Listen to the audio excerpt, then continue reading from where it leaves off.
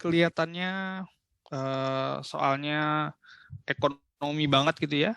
Ada persamaan, ada bagaimana interpretasinya. Padahal sebenarnya kalau teman-teman perhatikan, ini soalnya hanya, kalau boleh saya bilang, matematika sederhana aja. Gitu ya. Ada yang udah coba ngerjain?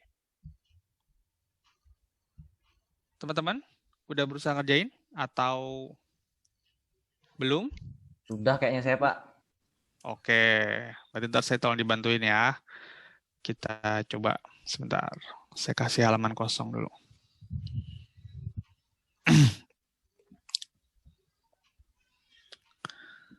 Kalau misalnya ketemu soal-soal atau yang lain yang nggak saya masukkan di sini juga silakan aja. Oke ya, siapa tahu saya bisa jawab. Oke, sekarang kita ngomongin mengenai penghitungan PDB. Jadi ya, penghitungan PDB dengan rumus yang sudah atau dengan persamaan yang sudah kita sering temui bareng-bareng. Pendapatan atau output sama dengan konsumsi ditambah investment tambah government expenditure. Gitu, teman-teman ya. Kemudian bedanya adalah biasanya kita hanya ngomongin variabel. Di sini setiap variabel udah dikasih tahu besarannya. Ya, nominalnya udah ada. 8.000, ada 2.500 dan seterusnya.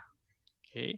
Pertanyaannya adalah dalam ekonomi yang dijelaskan di persamaan sebelah kiri, hitung private saving, hitung public saving dan berapa national saving.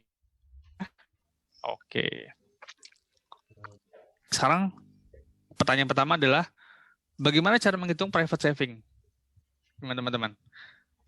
Kalau masyarakat punya pendapatan, maka sebagian akan dia gunakan untuk konsumsi, gitu ya. Sisanya akan dia pakai untuk saving. Oh. Oke, saya perbaiki. Berarti ketika kita ngomongin pendapatan, supaya enak ngomongnya,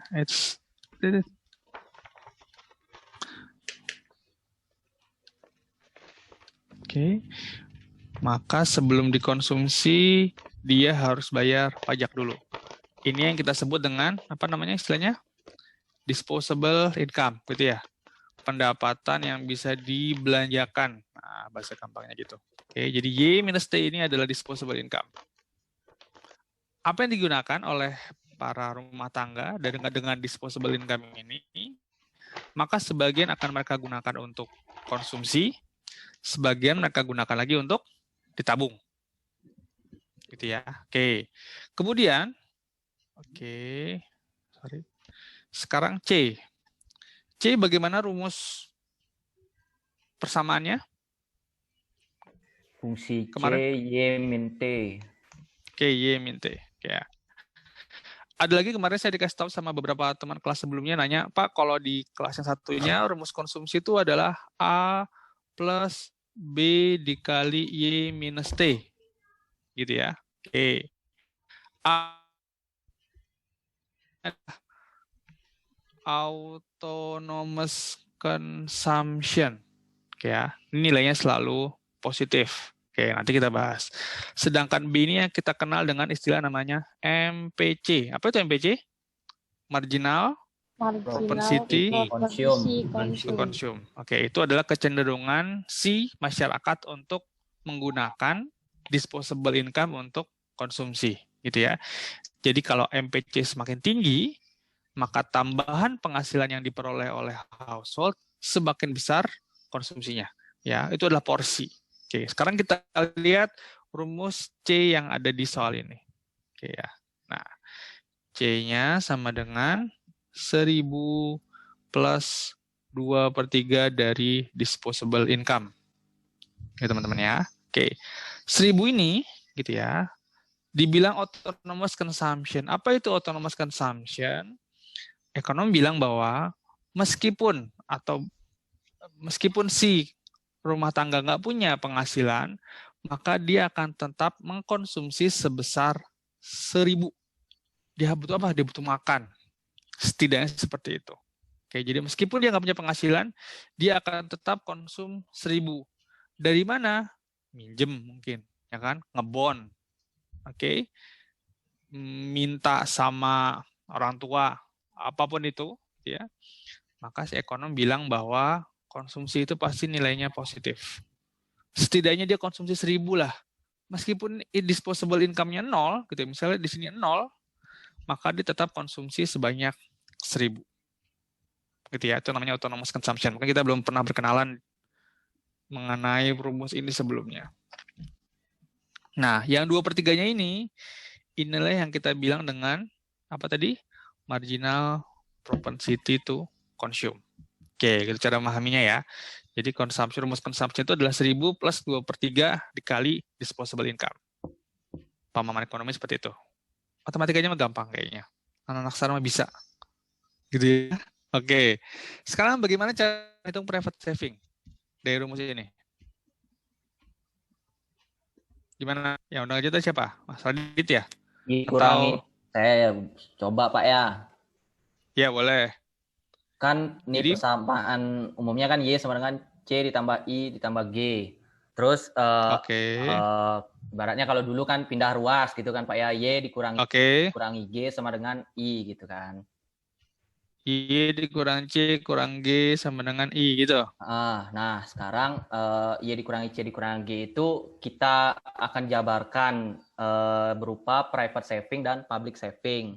Kalau private saving kan Y dikurangi tax atau T dikurangi juga untuk konsumsi. Y min T min C itu sebagai private saving. Ditambah dengan untuk public berarti tax dikurangi dengan government spending atau G. Nah, itu dah. Jadi ini ya kira-kira ya. Angkanya tinggal dimasukkan aja. Oke. Sekarang kita coba bahas pelan-pelan. Itu sudah pas banget untuk dari sisi makro. Sekarang kita dari sisi household. Bahwa tadi pendapatan gitu ya, kita coba buat disposable income, itu sebagian digunakan untuk consumption, sebagian digunakan untuk saving. Berarti kalau kita buat rumus matematikanya, Y min T sama dengan consumption plus private saving. Kira-kira seperti ini. Oke, kalau tadi kan kita di sini kita bahas secara makro nih, ya. Ini kita bahas secara makro, ya. Coba kita lihat dari sisi sederhana, dari rumah tangga kita sebagai pribadi misalnya. Ketika kita punya uang sebesar Y, setelah bayar pajak dikurang T, maka akan kita gunakan 1 untuk consumption, 2 untuk ditabung. Sehingga kalau nanti semuanya selesai di periode tersebut, maka jumlah uang kita dikurang dengan pajak, itu sama dengan jumlah konsumsi ditambah tabungan pribadi kita. Gitu ya, gampang. Nah, sekarang tinggal kita masukkan variabel-variabel yang ada. Kita lihat. Atau mungkin bisa kita pindahin dulu nih, ya. Karena ini adalah variabel yang mau kita cari, ya. Maka private saving, gitu ya, itu sama dengan pendapatan dikurang tax dikurang consumption. Oke, baru kita masukin variabel-variabelnya. Saya hafal. Y 8.000, C-nya 1.000 plus 2/3 Y minus T, dan T-nya 2.000. Oke. Kita coba nih kita buat kurung supaya kelihatan disposable income-nya. Y-nya 8.000, tax-nya 2.000, dikurang consumption. Nah, di sini hasilnya 6.000. Dikurang consumption-nya berapa tadi? 1.000 ditambah 2/3 dikali Y min T. Y min T kita udah tahu berapa? 6.000. Gitu ya. Oke, tambahin. Jadi private saving itu sama dengan 6.000 dikurang berapa nih? 1.000 tambah 4.000. Gini benar? Iya. Oke, jadi private saving-nya berapa? 1.000 benar? 1.000, benar. Oke, jadi ini private saving. Oke, ada yang mau tanya sampai sini? Itu benar nggak ya? 6.000 tambah 5.000. Benar ya? 8.000 dikurang 2.000, 6.000. Oke. 6.000 dikurang consumption. Oke. Nah, sekarang bagaimana dengan kita menghitung public saving? Public saving itu ada di level government, gitu ya. Government pendapatan dari mana ya? Kalau kita ngelihat dari siklus yang ekonomi ini, maka satu-satunya sumber pendapatan pemerintah itu berasal dari tax, ya, tax. Maka tax akan digunakan untuk government expenditure dan sebagian untuk public saving. Oke, maka public saving seperti tadi sudah disampaikan oleh teman kalian, itu cukup tax dikurang government expenditure. Taxnya kita udah tahu tadi dari sebelumnya taxnya 2.000. Government expenditure-nya adalah 2.500. Oke. Kita tulis 2.500. Maka public saving-nya sebesar 500. Defisit. Nah, berarti budgetnya government adalah defisit budget. Di titik ini, maka public saving-nya adalah defisit 500. Sehingga national saving, Private saving tambah public saving. sip, private ditambah public saving, hasilnya adalah 500. Oke. Ada yang mau tanyain sampai sini? Jadi kita sudah mencari private saving, public saving, national saving. Oke. Cukup? Oke, kalau cukup, kita coba hapus semuanya. Hapus ya papan tulisnya ya. Siap. Oke, siap. Sekarang ngapain kita? Sekarang kita diminta untuk cari R, gitu ya, R pada equilibrium, gitu ya. Find the equilibrium interest rate. Gitu. Oke, kita suruh nyari interest rate. Nah, ini interest rate ini nominal atau real? Kita udah bahas kemarin di Fisher equation. Sorry. Kalau R ini nominal interest rate atau real interest rate? R kecil. Hah? Real ya. Kita ngomongin real interest rate. Ya, kalau kita coba hubungin sama Fisher equation kemarin, nominal interest rate sama dengan real interest rate ditambah Inflasi. expected inflation. Oke. Sip. Sekarang kita cari. Ketika ngomongnya ada di equilibrium, artinya apa? Demand dan supply itu sama. Ya. Ini adalah kondisi di equilibrium. Artinya apa? Kita tinggal masukin aja angka-angkanya nih teman-teman. Gampang. Y sama dengan 8.000. 8.000. Tadi konsumsi udah tahu berapa ya? Konsumsi berapa tadi? 1.000 ditambah 1.000 ditambah 2 I minus T berarti 5.000. Oke. Dari pembahasan sebelumnya kita tahu bahwa consumption-nya itu adalah 5.000. Oke ya. Saya nggak perlu ngulang lagi ke situ. Ditambah investment, ditambah berapa government expenditure-nya? 2.500. Oke.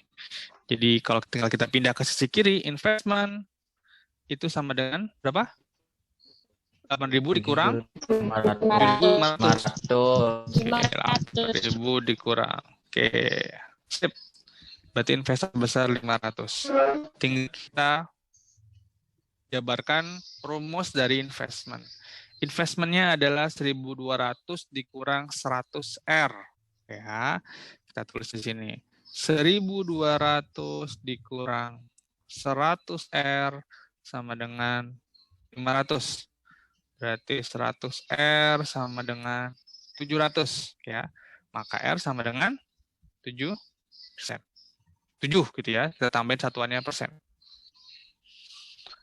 Oke, saya rasa gampang. Ya. Pun kayaknya ini ekonomi banget, padahal sebenarnya matematika sederhana aja. Oke, hanya geser kanan kiri aja. Oke, ada yang mau tanya sampai sini? Berarti ya. Kalau andaikan tadi pencarian yang apa interestnya itu pakai yang national saving bisa juga ya, itu yang udah kita temuin tadi yang Maksudnya gimana? Kalau kan hasilnya tadi kan kita kan mencari I dulu Pak, kita jabar I dulu dari persamaan awal. ya, Nah, kita kan tadi udah punya national savingnya yang di A itu 500, berarti kan ya, langsung dimasuk. benar, sama aja. Sorry, kok saya nggak bisa ganti nih. Nah, ini kan sebenarnya nanti national saving nih, ya kan? Kalian udah nyari kan sebelumnya tadi, ya kan? Ini kan national saving nih. Oke, kalau mau disingkat kan national saving. Kenapa? Kalau kita lihat kurvanya kemarin, ya, ini adalah real interest rate, ini investment, gitu ya. Maka jumlah yang ditawarkan itu apa? Ini adalah jumlah saving, ya kan? National saving. Sisi supply dari investasi itu adalah national saving, dan ini adalah rumus demand-nya. Rumus demand-nya apa? Gitu ya. Di soal ini rumusnya adalah 1.200 dikurang 100R. Maka titik temunya adalah antara national saving sebesar 500 dan demand besar 1.200 kurang 100R. Oke, nggak masalah, sama aja. Kita ketik matematika aja.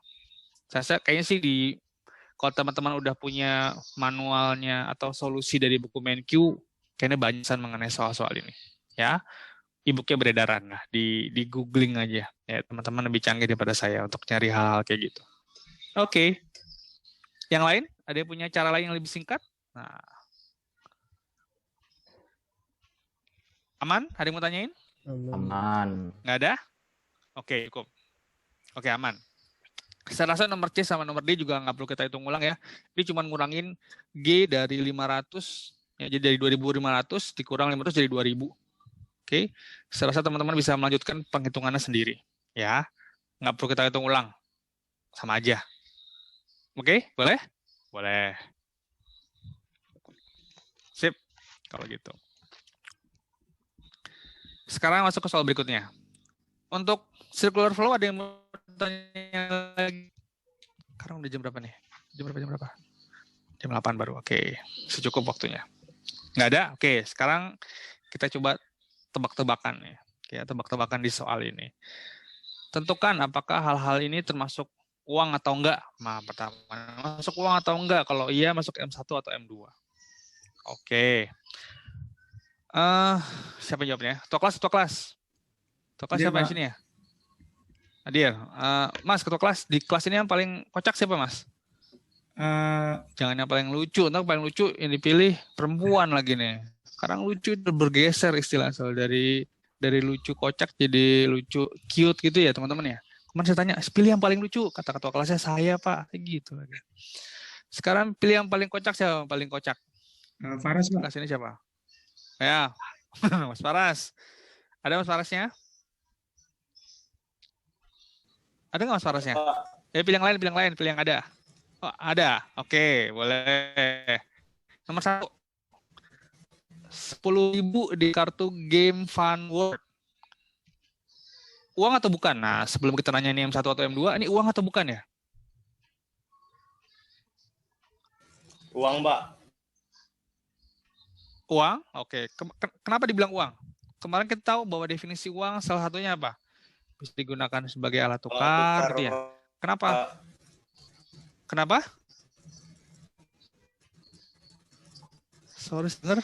Sebagai alat tukar. Oh ya? Kalau teman-teman bawa 10.000 di kartu game Fun World ini datang ke Indomaret, bisa buat beli nggak? Enggak. Atau kalau mau jajan di warteg lah, warteg. Udah nggak zaman ya anak-anak sekarang makan di warteg ya. Kalau mau makan di Solar, boleh nggak kita belanjakan pakai kartu Fun World? Nggak bisa maksudnya. Iya, siap. Kalau ada misalnya ada yang nilai atau ada suatu kartu yang ada nilainya tapi tidak bisa kita belanjakan untuk apapun, gitu ya. Untuk apapun, maka si kartu tersebut menurut saya bukan uang.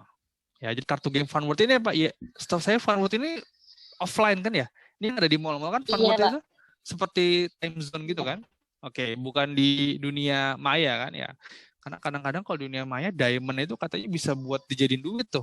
Bisa buat beli macam-macam. Nah, saya nggak tahu dia bener atau enggaknya ya. Mungkin buat teman-teman yang sering hidup di dunia maya mungkin sudah sering nih berjualan atau jual beli dengan menggunakan apa? Gem gitu ya. Atau diamond atau apalah istilahnya yang ada di game tersebut. Tapi di dunia nyata, seingat saya Funword ini yang ada di mall-mall gitu ya, yang time zone, kayaknya sering anak saya main ini. Jadi menurut saya, dia bukan uang. Tapi silakan, kalau menurut teman-teman, ini saya udah bilang berkali-kali bahwa tentang monetary ini saya bukan, atau sedikit sekali pemahamannya mengenai monetary system ya. Karena kadang-kadang nggak masuk akal, jadi kurang tertarik. Tapi kita bisa obrolin. Menurut saya ini bukan uang, ya. Lanjut, Mas Faras. Habis ini siapa Mas Faras yang kira-kira mau jawab nih Mas Faras? Pilih aja salah satu di antara teman-teman kamu. Nomor 2 nih, kartu kredit Bank BRI.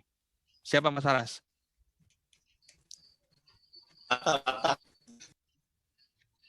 Siapa? Fatah kayaknya Pak. Iya, Fatah. Lanjut. Ada orangnya? Ada Pak, ada. Oh iya, oke. Sip. Kartu kredit Bank BRI. Kira-kira masuk M1 atau M2 atau bukan uang malah? Kalau apa ya? Bukan uang mungkin Pak. Oke. Ya. Dia nggak masuk penghitungan M sama dengan C plus D. Dia bukan currency dan dia bukan deposit sebenarnya. Oke. Meskipun dia bisa dipakai belanja, ya, generally accepted gitu juga mungkin, tapi dia nggak masuk kategori definisi uang. Uangnya yang mana? Uangnya nanti yang ada di bank sebenarnya. Oke. Uang yang bisa kita pinjam itu dari kartu kredit, itulah uangnya.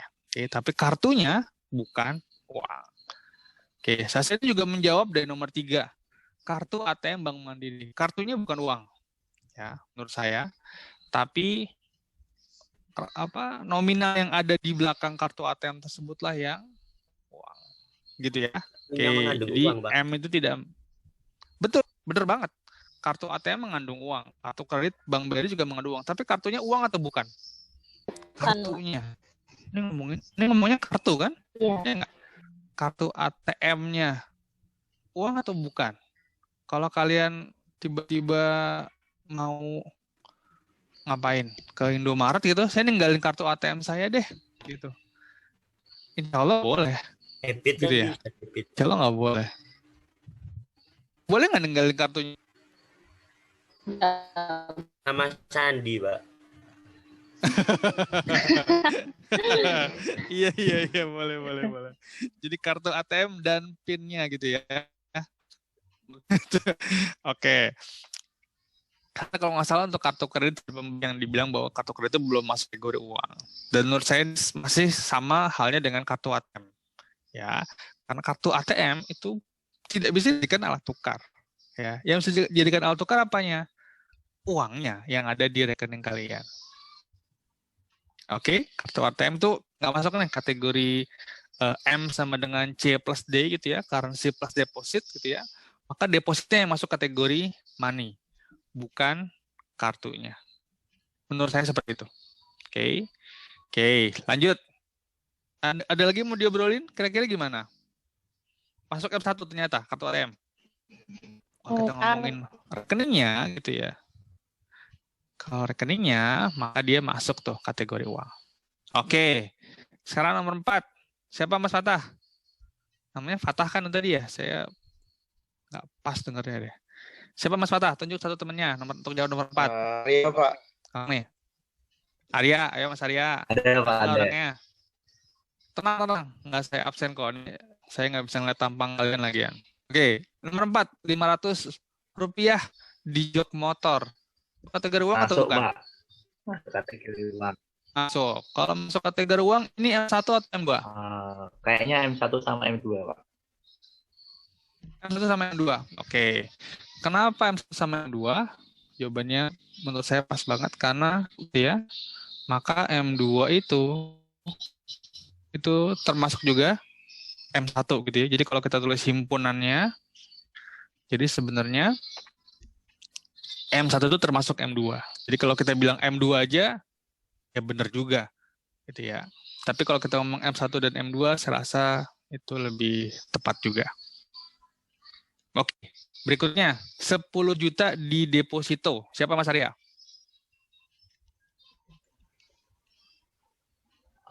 Raihana, Pak. Raihana. Hana. Panggil apa nih? Rai apa Hana? Apa Rehan? Hana aja, Pak. Oh ya, oke, Mbak Hana. Ada 10 juta di deposito. Masuk uang atau bukan? Uang, Pak. Uang. Oke, terus pertanyaannya yang 1 atau M2 nih? Kalau deposit Enggak, Pak. M2. M2. Oke. Kenapa M2? Karena deposito, Pak. Ya, betul. Ya, istilah saya deposito itu tidak bisa diambil secara fleksibel gitu ya. Deposito kan ditabung misalnya dalam jangka waktu 1 tahun gitu ya. Nanti kemudian bisa diambil setelah masa depositonya akhir dengan mendapatkan return gitu ya, dapat bunga. Oke, lanjut. Nomor 6. Siapa? Mbak Hana. Putri. Putri, ayo. Mbak Putri. Nomor 7. 2 juta di checking account. Checking account itu rekening. Ya, kita nggak mengenal umum sih checking sama saving. Cuman checking account ini yang ada di rekening yang bisa kita gunakan untuk belanja-belanja. Tokopedia, Shopee. Nah, itu bisa kita bayar pakai checking account kita tuh. Gimana, Mbak Putri? Ada? Ada, Pak. Ada. Kalau menurut Iya. itu Gimana nih? M1 dan M2, Pak. M1 dan M2, oke. Sebenarnya dia masuk M1 gitu ya, tapi karena M1 termasuk M2, maka dia bisa M1, bisa juga M2. Terakhir Mbak Putri, yo siapa terakhir? Pilih siapa? Vanessa, Pak. Vanessa. Vanessa, ayo.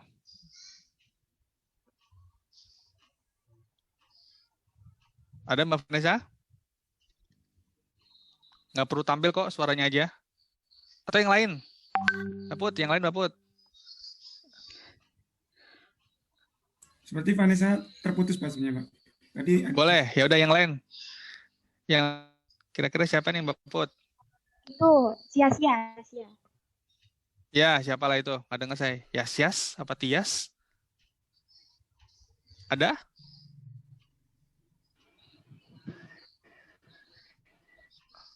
Iya, siapa? Sia. Oh, Sia. Sorry, saya salah dengar.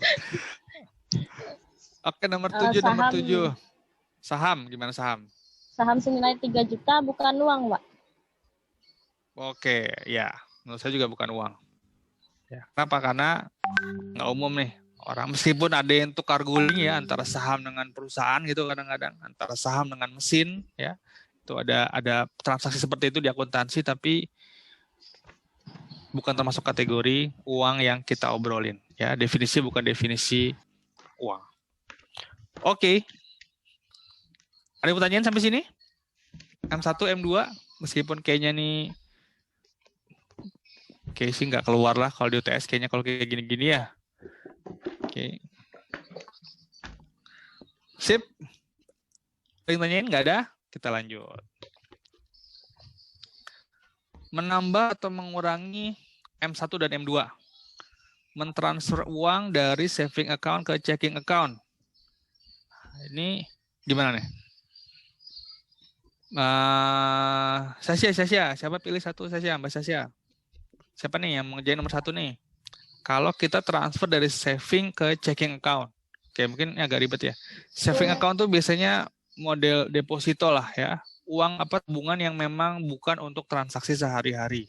Kita nggak umum kayak di Indonesia ngomongin antara saving account ke checking account ya.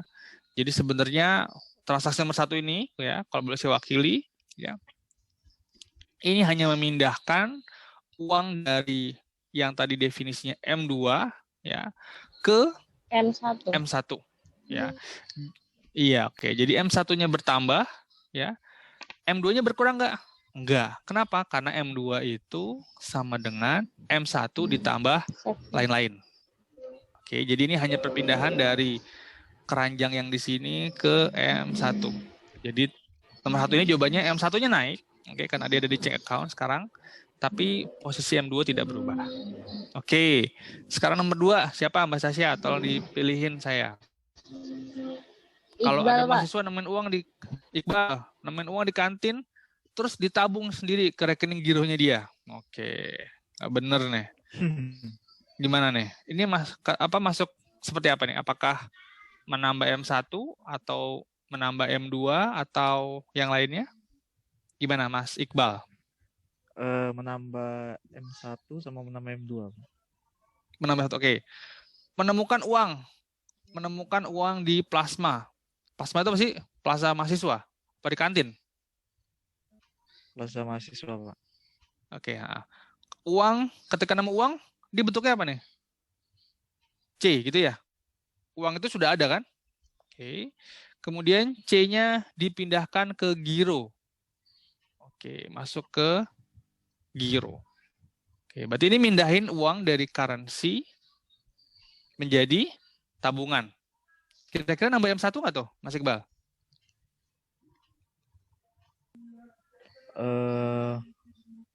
Tuh, udah saya keluarin jawabannya. Uangnya udah ada. Uang berarti kan udah ada nih dalam bentuk currency. Oke. Mungkin menambah satu mahasiswa pakai instan. Ya, benar, kita jawab dari sisi M-nya mahasiswa. Dari tadinya nggak punya uang, terus nemu uang, nambah tuh M1-nya.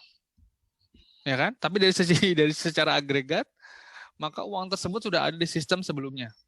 Jadi M1-nya nggak berubah, karena uang tersebut memang sudah tercatat di ekonomi, ya, dipindahin ke deposit, ke rekening giro.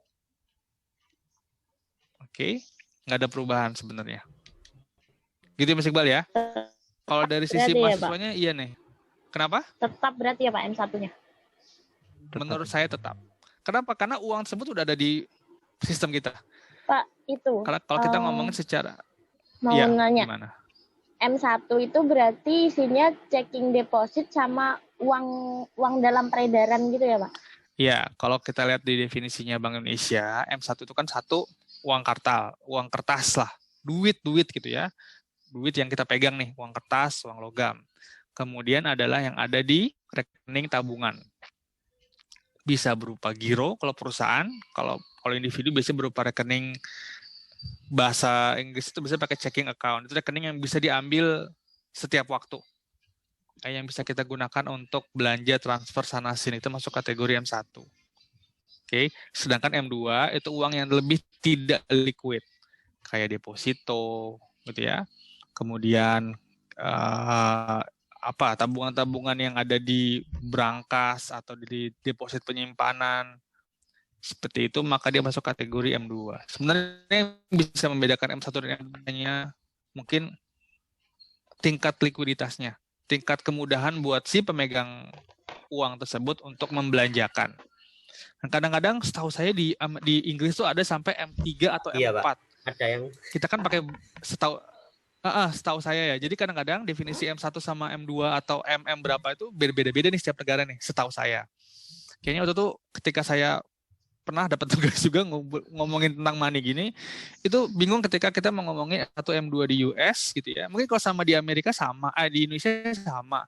Karena definisinya hanya M1 sama M2. Tapi waktu itu saya kalau nggak salah saya nemu di Inggris gitu ya, di UK itu definisinya sampai M3 atau M4 saya lupa. Jadi lebih banyak gitu ya Mas Yofi ya?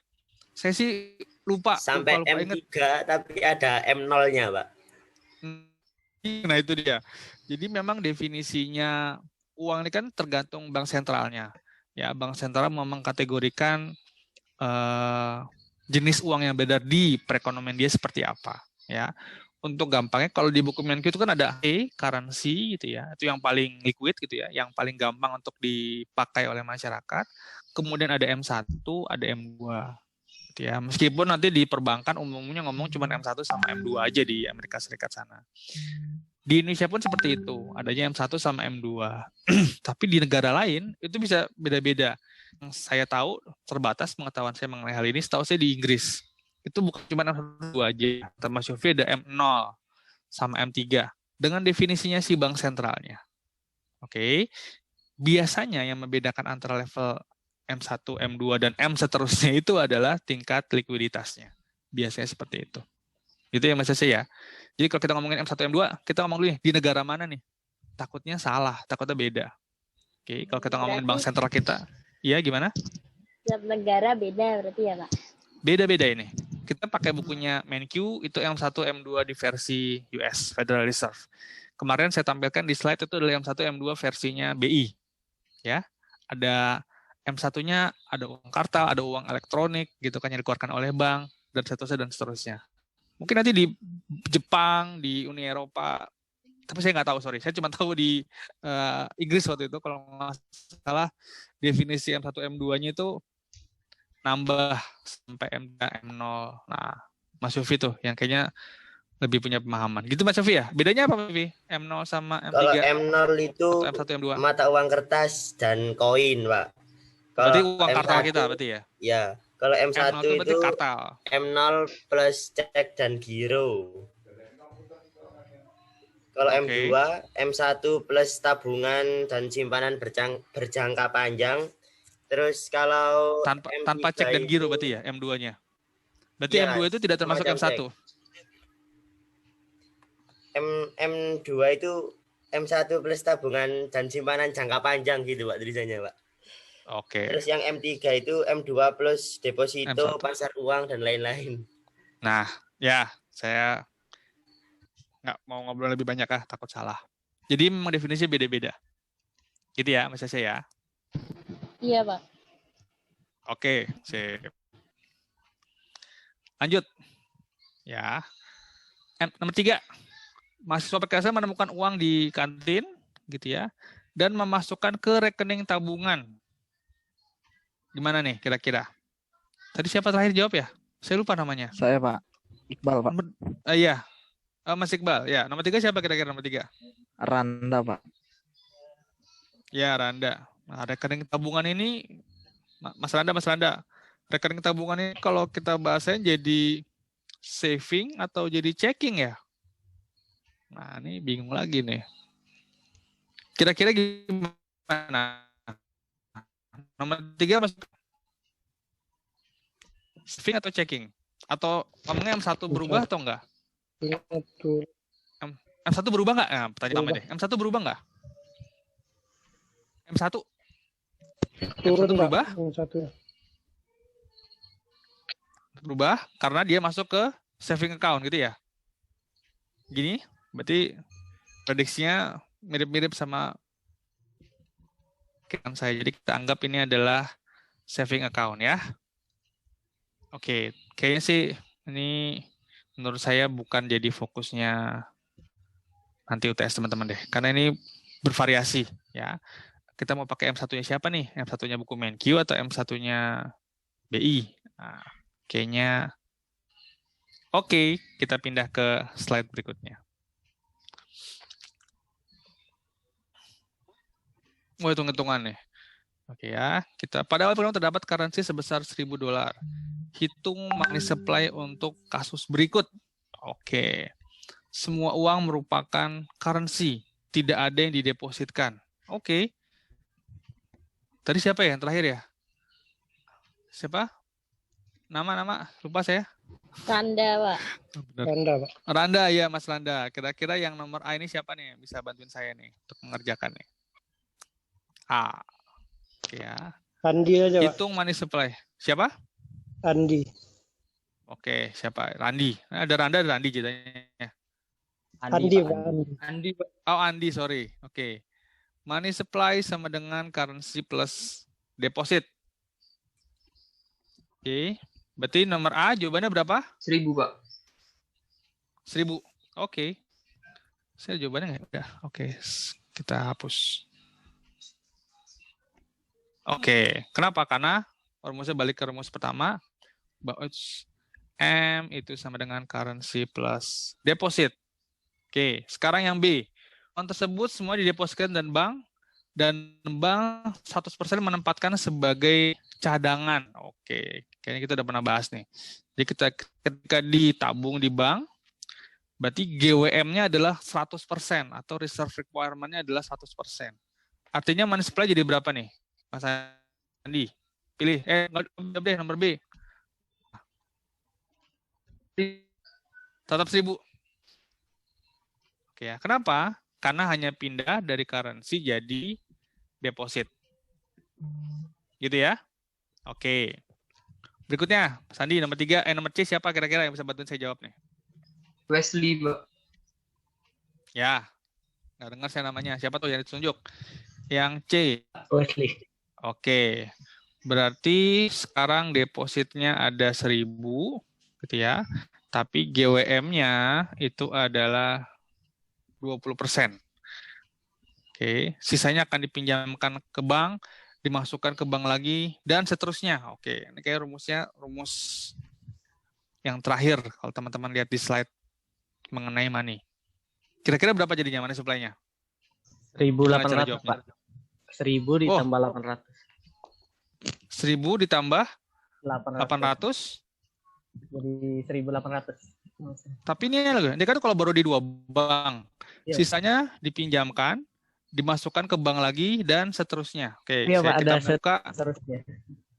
Iya, gimana kalau seterusnya berarti? Saya coba pakai rumus itu, Pak. pakai rumus apa? Kan sama dengan Saya bukain itu ya. deposit awal dibagi reserve rasionya, Pak. Oh iya. Sip. Jadinya berapa? 5.000. Oke, teman bisa tolong bisa dipahami teman-teman, apa saya perlu buka slide-nya? Perlu, Pak. Oke, sebentar. Pertemuan ke berapa kita money nih? Pertemuan keempat ya? Ya, 4, Pak. Money. Oke. Share screen, money.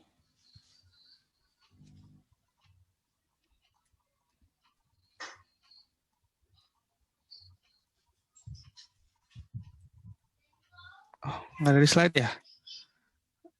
Oke, berarti kita masih memperlihatkan si bukunya MenQ.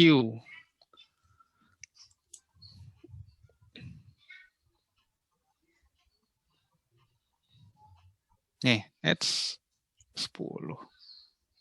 9. Teman-teman jadi udah punya yang edisi 9 belum? Ibunya. Udah, Pak. Iya, ibunya, maksud saya ibunya. Iya, Pak. Boleh lah ibunya lah. Nggak harus lah, kalau mau beli bukunya boleh.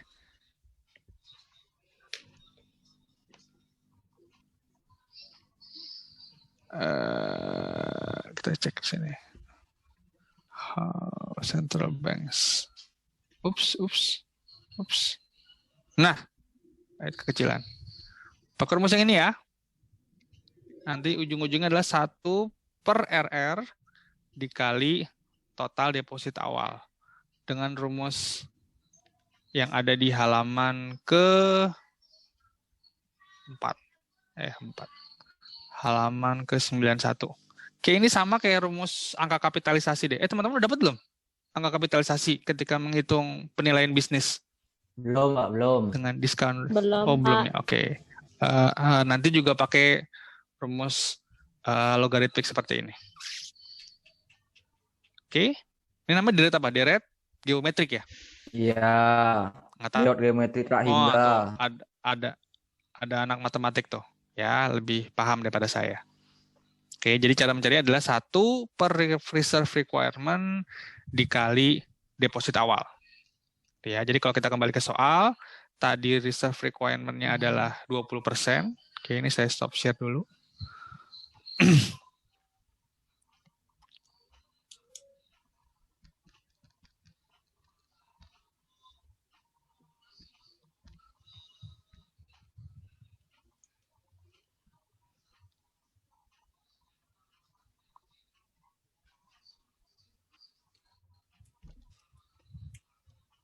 Maka untuk mencari yang nomor ini adalah 1 per 20% dikali deposit awal.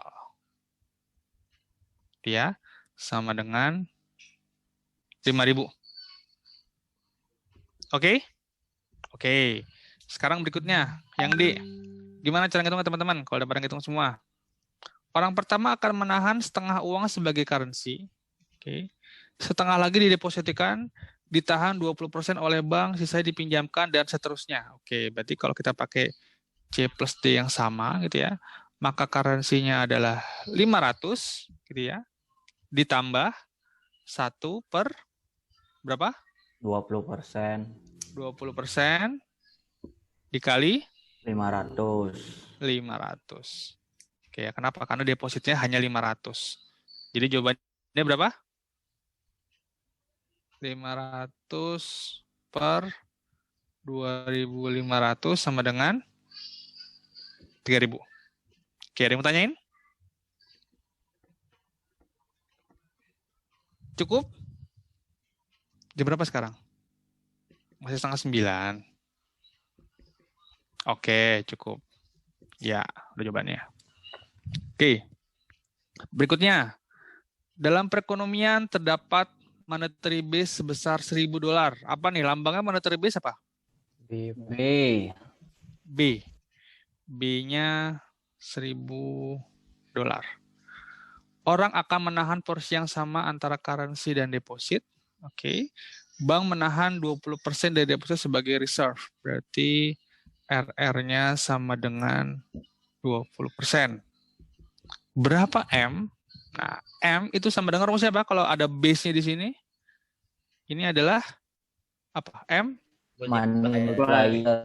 Oke. Money multiplier. Oke, di mana money multiplier kalau kita ikut rumusnya kemarin apa?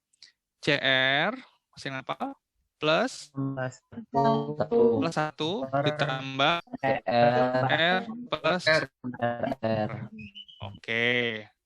Hebat-hebat nih. CR sama dengan apa CR? Kredit, currency itu deposit ratio-nya dibagi D. Ya. Kalau orang-orang akan menahan porsi yang sama antara currency dan deposit, artinya C per D berapa? 1. Gitu ya. Oke, berarti CR sama dengan 1.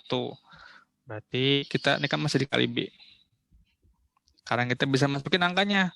CR 1 ditambah 1 ditambah 1 gitu ya. Berapa RR-nya? 20% dikali base-nya 1.000. Nah, berapa hasilnya? Udah pernah ngitungin kan? Oke, saya tinggal nunggu jawabannya. 2 per 1,2 dikali $1.000. Sama dengan? Berapa tuh? 2.000. Berapa sih jadi? Dibagi 2. 10 per 6 kali. 1.600. 666 gitu ya. Hasilnya? Ah ya inilah. Ya. Saya coba clear. Erase all link on the slide. Oke. Ini adalah rumus awalnya. Sebelum ini kita tahu bahwa rumusnya adalah money supply sama dengan multiplier dikali base. Gitu ya. Di mana M dijabarkan sebagai persamaan ini.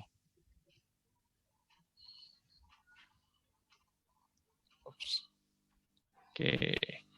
CR itu merupakan currency to deposit ratio. Katanya akan menahan porsi yang sama antara currency dan deposit. Artinya currency dibagi deposit sama dengan 1. Dan reserve requirement atau GWM gitu ya, bahasa di GWM itu sama dengan 20%. Tinggal dimasukkan semua angkanya ke variabel yang ada di rumus. Oke, kan nanti open book kan ya UAS-nya, UTS-nya. Jadi rumus ini sebenarnya nggak perlu di luar kepala lah, di dalam buku aja, gitu ya, santai aja. Oke, matematika sederhana. Oke, nggak usah terlalu khawatir. Kira-kira hitungannya nggak ya UTS-nya? Pasti saya ada sih kemarin nggak kayaknya, minta.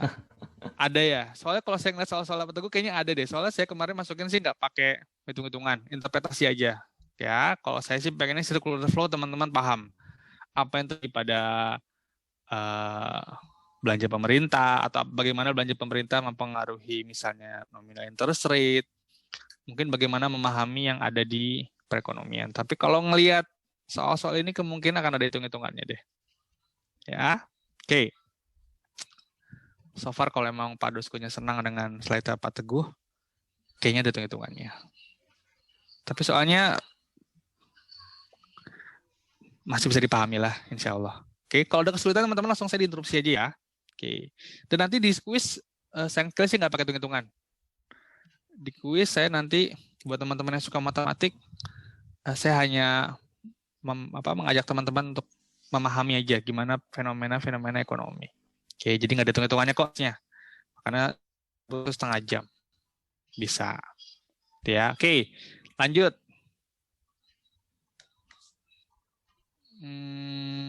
Oke. Tadi sampai siapa ya? Kok saya tadi jawab sendiri? People hold $100,000 on currency. Currency-nya 1.000. Ya. Depositnya 4.000. Oke. Reserve to deposit ratio itu adalah RR sama dengan 25%. Gitu ya. What are the money supply, monetary base, and money multiplier? Gimana teman-teman? Money supply-nya berapa? Currency tambah Gampang nih. deposit. Oke, berarti money-nya 5.000. Gampang. B-nya? Currency tambah reserve. B-nya apa tadi? Lupa saya, M sama dengan C. Berarti berapa? Monetary base. Reserve ditambah. Gimana? Perlu saya tunjuk lagi salah satu orang untuk bantuin. Reserve-nya dulu dikalikan 0,25 tuh Pak. Kalikan. Oke. Ya, reserve tambah deposit. Gitu ya? Oke, reserve-nya berapa? Reserve tambah currency Pak. Reserve tambah currency, sorry. Berarti berapa? 0,25 dikali jumlah 4.000 deposit gitu ya, ditambah dengan currency. Oke. Oke, berarti 0,25 kali deposit adalah 1.000 ditambah currency 1.000. Jadi monetary base-nya adalah 2.000. Oke, makasih. Terus apalagi? B.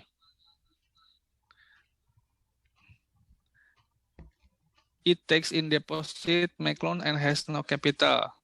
Show Wikibank balance sheet. What value of loans? Pak, izin Pak. So banget. Ya. Berarti yang money multiplier-nya itu 2,5 ya Pak? Oh, ada pertanyaan money multiplier ya? Oke. M sama dengan money multiplier kali base. Kita udah tahu ininya 5.000. Base-nya kita sudah tahu 2.000. Berarti berapa money multiplier-nya? 2,5. Oke, ya, sorry, terlewat. Oke. Sip. Sekarang kita perlu bikin balance sheet nih. Ada udah ngerjain? Mau memperlihatkan kerjaannya? Atau saya harus gambar nih balance sheet-nya di sini? Ada udah ngerjain teman-teman? Belum Pak. Nggak tertarik? Oh belum, oke. Ayo udah, kita lihat versi jawabannya nih. Udah, kerja dulu deh. It has no capital, capitalnya 0, ya kan? What value of loans does bank have outstanding? Satu-satunya bank di perekonomian ini. Jadi banknya cuma satu. Negaranya namanya Vietnam. Nama banknya adalah Wickbank. Gitu ya. Banknya gitu ya, dapat tabungan ya, kemudian meminjamkan. No capital apa maksud no capital? Biasanya harusnya bank itu kan sebelum membuka dia harus sudah punya capital nih. Buat apa? Buat membayar atau buat memastikan bahwa bank itu punya uang untuk membayar tabungan yang disimpan oleh para nasabah. Ya, biasanya itu asetnya si bank. Ya. Sekarang bank ini contoh, jadi hanya punya uang dari depositnya aja. Oke. Gimana menabung $1.000 di currency, maka dia punya kewajiban gitu ya. Ini kan biasanya kalau ini ada, kalau dapat akuntansi belum sih? Dapat. Aset. Nah, Liabilitas. kok owner equity, sorry. Oke, jadi kalau orang nabung ke bank tuh jadi aset apa jadi liabilitasnya si bank? Liabilitas. Liabilitas. Oke. Aduh, kok nggak ada gambarnya? Saya nggak tiga gambar ya. Berarti liabilitasnya berapa? $1.000. Gitu ya. Ini adalah, terus dia punya aset 1.000 juga. Ya. Ini adalah, ini tahap pertama ya. Tahap pertama, kalau nyata di akuntansi, begitu dapat $1.000, dapat aset uang $1.000, dan punya kewajiban untuk membayar $1.000 juga. People hold, berarti ini 4.000. Nah, 4.000 ditabung di bank, Wikibank. Berarti si bank punya kewajiban untuk mengembalikan 4.000, ya, punya hutang sama nasabah 4.000. Oke, tapi dia juga punya aset 4.000. Oke? Oke. Sekarang dia meminjamkan berapa? RR berapa RR-nya? 25%.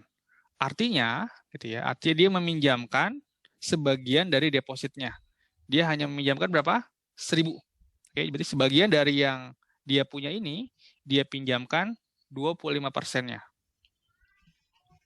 Oke, berarti keluar menjadi loan, itu adalah 75% dikali 4.000. Berarti yang di-loan-kan adalah 3.000. Oke, itu jawabannya. Kayaknya nggak usah pakai balance sheet-nya nih. Oke, Vietnam Central Bank wants to increase the money supply by 10%. Nah, gimana caranya si Central Bank gitu ya, mau menambahin money supply-nya 10%. Ya. Dia bisa pakai pasar terbuka. Oke. Kalau tidak ada perubahan in money multiplier, calculate in dollars how much Central Bank needs to transact. Susah banget pertanyaannya, maksudnya ngapain ya? Jika bank mau naikin money supply 10%, di mana M itu sama dengan multiplier. Maka bank harus menjual, bank kalau akan money supply, beli atau jual sun? Nah, pertanyaannya gampang nih, ini aja deh pemahamannya nih. Apa yang bank sentral lakukan kalau bank mau menambah jumlah uang yang beredar? Dia menjual ke masyarakat atau membeli dari masyarakat? Hati-hati, yang mau membeli. Oke, kalau dia membeli atau dia mengasih uang ke masyarakat dan dia megang sun. Oke, gampangnya gitu aja ya. Oke, jadi kalau money supply-nya menambah maka dia akan beli sun. Kalau beli sun, sunnya masuk ke bank sentral, uangnya lari ke masyarakat. Oke, jadi si monetary base ntar bisa nambah. Wis, gitu aja. Oke teman-teman, yang itu ribet-ribetnya kita tinggalkan aja. Oke, berikutnya.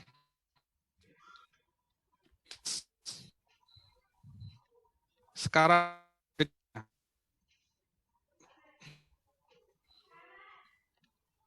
soal nomor 1 lagi.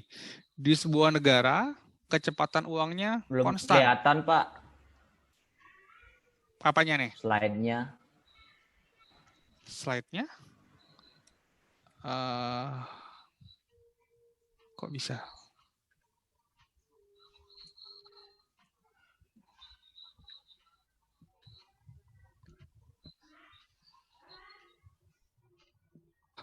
Sorry.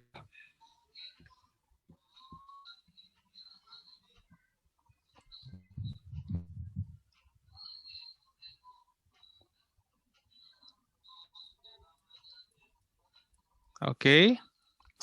Di sebuah negara kecepatan uangnya konstan. Kecepatan uang itu artinya apa nih? Velocity. PDB real tumbuh. Kecepatan uang bertambah. Oke, kita lihat dulu ya. PDB real tumbuh 3%. Oke. Jumlah uang tumbuh 8%. Berarti ini sama dengan velocity-nya konstan, gitu ya. Bunga nominal apa? I sama dengan 9%. Oke. Tentukan tingkat inflasi. Oke, kita pakai teori apa nih namanya? Fisher. Quantity. Sebelum pakai Fisher? Quantity of money. Theory of money. Oke, kita pakai quantity theory of money. Bagaimana persamaannya? Bahwa kalau saya kemarin pakai delta ya. Kita pakai delta pertumbuhan uang ditambah pertumbuhan kecepatan uang berputar sama dengan delta harga ditambah delta Y. Gitu ya. Pertumbuhan uang yang beredar ditambah dengan kecepatan perputaran uang, kenaikan harga, perubahan harga ditambah perubahan PDB real atau output real. Oke. Sekarang kita tahu angka-angkanya. Di sini naik 8%. Di sini konstan, berarti berapa di sini? Kalau V-nya konstan, berarti pertumbuhannya adalah 0. Gitu ya. Ini adalah tingkat harga. Ini yang mau dicari. Ditambah pertumbuhan PDB. PDB tumbuh berapa persen?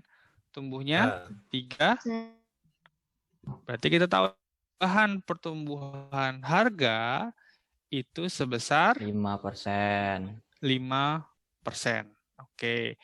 Tingkat pertumbuhan harga 5% artinya terjadi sebesar 5%. Oke, itu jawabnya. Sekarang kita udah tahu inflasi. Baru kita pakai yang namanya Fisher equation. Oke, kita pakai Fisher equation. Itu adalah nominal interest rate itu sama dengan real interest rate ditambah inflasi. Interest rate-nya kita udah tahu 9% nominalnya. Realnya kita cari ditambah inflasinya berapa? 5%. Artinya tingkat suku bunga realnya itu sebesar 4%. Oke. Jadi kita udah balik nih ke quantity theory of money sama Fisher equation. Ada yang mau tanya sampai sini? Enakan belajar matematikanya atau enakan belajar narasinya sih teman-teman? Kalau di menurut teman-teman itu? Matematika. Enakan matematika lebih gampang ya? Oke ya. Tanpa ya, nanti mungkin penting teman-teman tahu nih tingkat inflasi itu lambangnya apa gitu ya. Tingkat bunga real lambangnya apa. Kalau memang nanti quantitative theory sama Fisher equation-nya ditampilkan di UTS gitu ya. Yang penting karena rumusnya dalam tanda kutip sederhana ya, hanya tambah-tambahan biasa. Yang berarti critical point-nya adalah, poin penting teman-teman adalah bagaimana menggambarkan cerita ini gitu ya. Menggambarkan cerita di sini menjadi persamaan ya. Oh, kecepatan uang itu velocity, PDB real tumbuh itu Y, jumlah uang tumbuh itu persentase M ya, tingkat bunga nominal itu adalah I.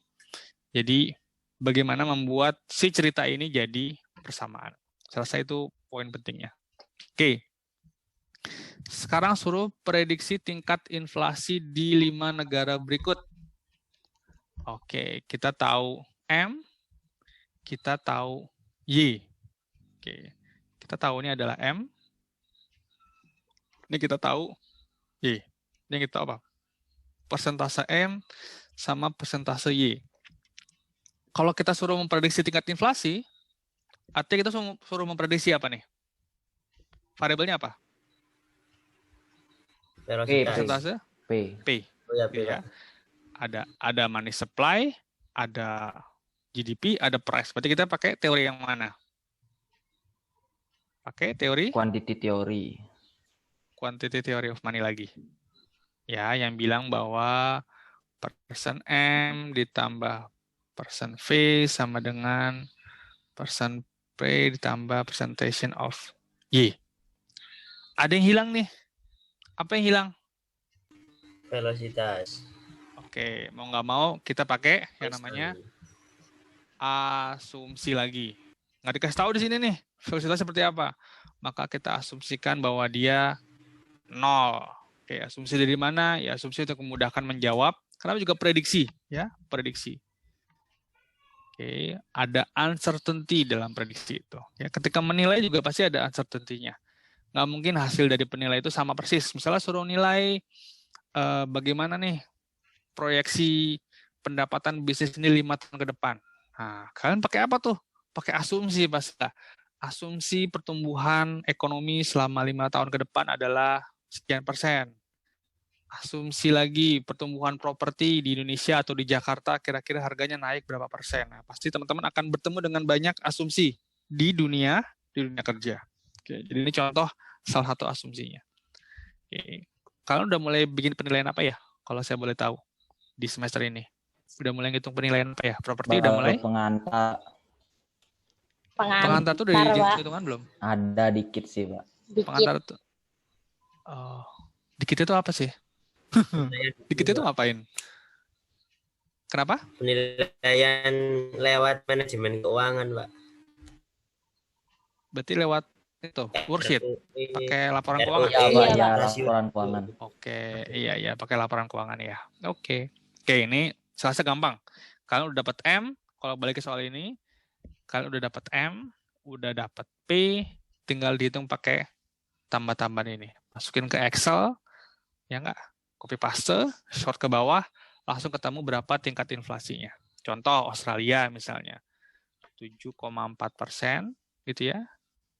Ditambah velocity-nya 0, sama dengan ini yang mau dicari untuk Australia, ditambah pertumbuhan GDP-nya 2,5%.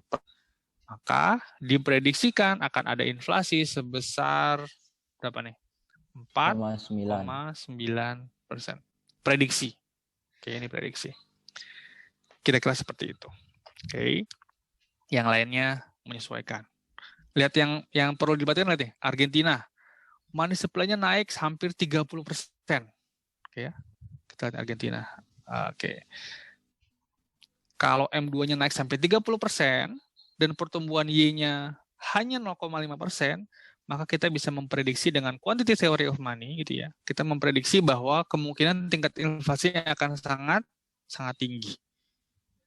Gitu ya. Interpretasi ekonomi seperti itu ya. Argentina ini jumlah pertumbuhan uangnya sangat tinggi sampai 30%. Sedangkan kemampuan dia untuk memproduksi lebih banyak hanya 0,5%. Oke, bayangkan kalau tiba-tiba di masyarakat jumlah uang yang beredar bertambah 30%. Artinya masyarakat siap membelanjakan uangnya lebih banyak. Ya, tadinya di masyarakat mungkin secara umum masyarakat hanya punya 10 juta, tiba-tiba mereka punya 13 juta. Ya. Tapi barang-barang yang ada di pasar itu hanya nambah 0,5%, hanya nambah sedikit. Oke, seakan-akan barang yang di pasar semakin langka. Kalau udah semakin langka, dia cenderung naik. Nah, kira-kira kita ngobrolin ekonomi seperti itu. Daya beli masyarakat semakin tinggi, gitu ya. Tapi jumlah barang yang mau dibeli terbatas. Akibatnya apa? Akibatnya harga-harga bisa naik. Terjadi inflasi. Nah, kalau quantitative theory money itu ngomong dari sisi matematika seperti itu, interpretasi ekonominya adalah yang tadi kita bilang. Oke. Daya beli bertambah, tapi yang dibeli tetap begitu-gitu aja. Maka harga akan menyesuaikan. Oke, habis kayaknya. Sip, jam 9.01.